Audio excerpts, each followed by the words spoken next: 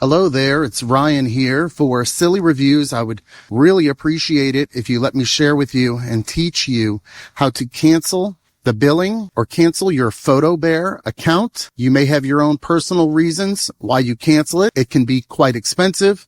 I'm on a plan that charges $29.99 per month. Lots of good tools in here. The applications on photobear.io work well. I just don't need them right now because there's so many different AI offerings out there for images, voice, writing, SEO, etc.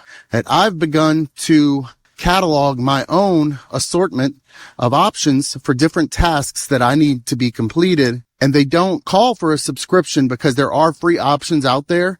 You just need to find them in most instances. And right now, it's become obsolete or unnecessary for me to continue with my PhotoBear subscription, and I can save myself some money each month. I do really like some of their options, and I probably will go back to PhotoBear when I'm on a faster internet connection where I live, which is really rural at the moment. I do not have the speed to utilize some of the stuff like the video background removal.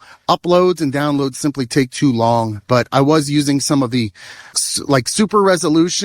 That AI enhancement was really enjoyable. But here's what you do. Sorry for being long-winded. To cancel your PhotoBear billing, you hit your hamburger menu at the top. This will look similar, but slightly different depending on if you're holding your device landscape. Right now, I have it held vertical portrait, or if you're on a web browser, but it's all going to work basically the same. So I'm going to hit the hamburger menu. I'm already logged in. You can see here at the bottom, it says to sign out. I just wanted to log in so you don't see me logging in. So I did that first, but log in first, then follow me here. So hit your hamburger menu, scroll to settings, not pricing, not dashboard, but go to settings. Once you go to settings, well, that's great.